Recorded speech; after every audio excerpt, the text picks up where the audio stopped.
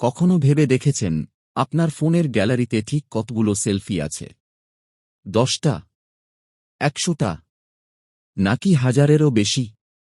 সকালে ঘুম থেকে উঠে একটা ফ্রেশ সেলফি, নতুন পোশাকে একটা মিরর সেলফি, বন্ধুদের সাথে আড্ডায় গ্রুপোফি, এমনকি মন খারাপের দিনেও একটা স্যাড সেলফি। আমাদের জীবনের প্রতিটা মুহূর্ত যেন সেলফিতে বন্দী।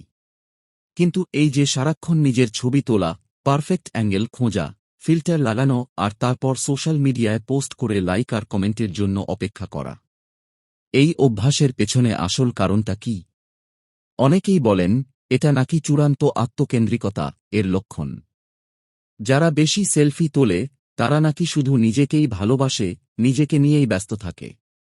আসলেই কি তাই, নাকি এর পেছনে অন্য কোনো গল্প আছে? আজকের ভিডিওতে আমরা এই বিতর্কের গভীরে যাব।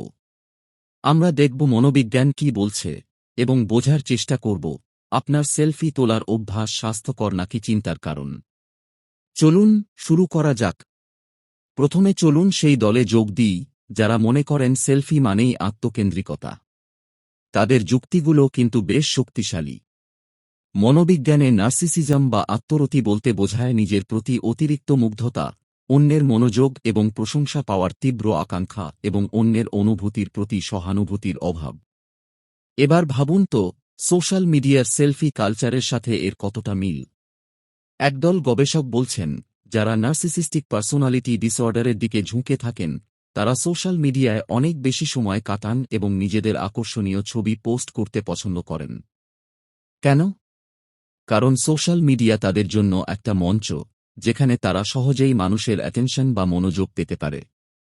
প্রতিটি লাইক, প্রতিটি অসম ফেক কমেন্ট তাদের আত্মমুগ্ধতাকে আরও বাড়িয়ে তোলে।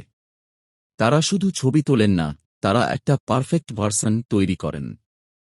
ঘণ্টার পর ঘণ্টা ধরে এডিটিং, ফিল্টারিংয়ের মাধ্যমে তারা এমন একটা ইমেজ তৈরি করেন যা হয়তো বাস্তবতার থেকে অনেক দূরে। এর মূল উদ্দেশ্য হল অন্যদের দেখানো যে, দেখো আমি কত সুন্দর, আমার জীবন কত নিখুঁত। এই অভ্যাসটি একসময় আসক্তিতে পরিণত হতে পারে। যখন কোনো সেলফিতে আশানুরূপ লাইক বা কমেন্ট আসে না, তখন তাদের মধ্যে উদ্বেগ, হতাশা এবং আত্মসম্মান কমে যাওয়ার মতো সমস্যা দেখা দিতে পারে। তাই এই দৃষ্টিকোণ থেকে দেখলে অতিরিক্ত সেলফি তোলাকে আত্মকেন্দ্রিকতার প্রকাশ বলা যেতেই পারে। কিন্তু মুদ্রার তো অপর পিঠও আছে। সেলফি মানেই কি শুধু নিজেকে জাহির করা? একদমই না। চলুন এবার অন্য দিকটা দেখি। প্রথমত, সেলফি হল আত্মপ্রকাশের, সেলফ এক্সপ্রেশন একটি আধুনিক মাধ্যম। আপনার পোশাক, আপনার হেয়ারস্টাইল, আপনার হাসি বা আপনার মন খারাপের অভিব্যক্তি, এসবই আপনার ব্যক্তিত্বের অংশ। সেলফির মাধ্যমে আপনি কোনো কথা না বলেই নিজের অনুভূতি বা মুড প্রকাশ করতে পারেন। এটা এক ধরনের ডিজিটাল আর্ট। দ্বিতীয়ত, সেলফি হল স্মৃতি ধরে রাখার একটা চমৎকার উপায়। ভেবে দেখুন, 10 বছর পর যখন আপনি আপনার পুরনো সেলফিগুলো দেখবেন, তখন শুধু একটা ছবি দেখবেন না, সেই সময়ের গল্প, সেই জায়গার অনুভূতি, সেই মুহূর্তের স্মৃতি আপনার মনে ভেসে উঠবে। এটা আপনার ব্যক্তিগত ডিজিটাল ডায়েরি। তৃতীয়ত, সেলফি আমাদের আত্মবিশ্বাস বাড়াতে সাহায্য করে। যখন আমরা নিজেদের একটা ভালো ছবি দেখি, তখন আমাদের মধ্যে একটা পজিটিভ অনুভূতি কাজ করে।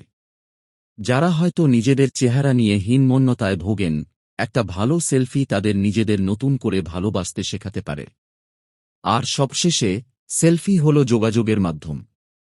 দূরে থাকা বন্ধু বা পরিবারকে নিজের বর্তমান অবস্থা জানানোর জন্য একটা সেলফি যথেষ্ট। এই দেখো, আমি এখানে ঘুরতে এসেছি।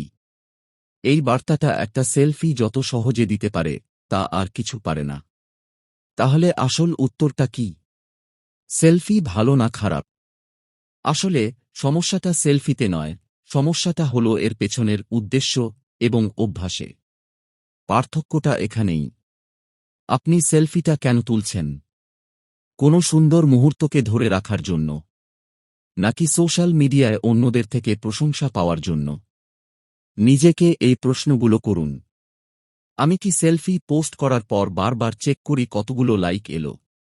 কম লাইক এলে কি আমার মন খারাপ হয়? আমি কি বাস্তব জীবনের মুহূর্তগুলো উপভোগ করার বদলে শুধু পারফেক্ট সেলফি তোলার চিন্তায় মগ্ন থাকি? আমি কি আমার সেলফিগুলোকে এতটাই এডিট করি যে আসল আমার সাথে তার কোনো মিলেই থাকে না? যদি এই প্রশ্নগুলোর উত্তর হ্যাঁ হয়, তাহলে আপনার সেলফি তোলার অভ্যাসটি হয়তো আত্মকেন্দ্রিকতা বা অ্যাটেনশন সিকিংয়ের দিকে গড়াচ্ছে। কিন্তু যদি আপনি সেলফি তোলেন স্মৃতি ধরে রাখতে, নিজের সাথে সংযোগ স্থাপন করতে বা প্রিয়জনদের সাথে আনন্দ ভাগ করে নিতে, তাহলে এতে চিন্তার কোনো কারণ নেই। এটি একটি সম্পূর্ণ স্বাভাবিক এবং স্বাস্থ্যকর অভ্যাস। জানেন কি, এই সেলফি আসক্তি নিয়ে মনোবিজ্ঞানীরা এতটাই চিন্তিত যে তারা এর একটি নামও দিয়েছেন, সেলফাইটিস সাফেরিস। যদিও এটি এখনও আনুষ্ঠানিকভাবে মানসিক রোগের তালিকায় অন্তর্ভুক্ত নয়, তবে গবেষকরা একে একটি বাস্তব আচরণগত সমস্যা হিসেবে দেখছেন। তারা সেলফাইটিসকে ৩টি স্তরে ভাগ করেছেন। বর্ডারলাইন, দিনে অন্তত ৩টি সেলফি তোলা, কিন্তু সবগুলো পোস্ট না করা। অ্যাকিউট, দিনে অন্তত ৩টি সেলফি তোলা এবং প্রতিটি সোশ্যাল মিডিয়ায় পোস্ট করা।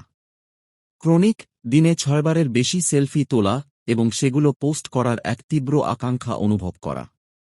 মনোবিজ্ঞানীরা আরও বলেন, এর পেছনে সোশ্যাল কম্প্যারিজন থিওরি কাজ করে।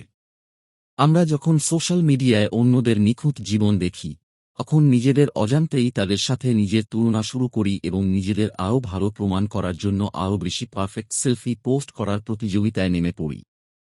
তাহলে আজকের আলোচনার সারমর্ম কি? সেলফি তোলা নিজে কোনো সমস্যা নয়।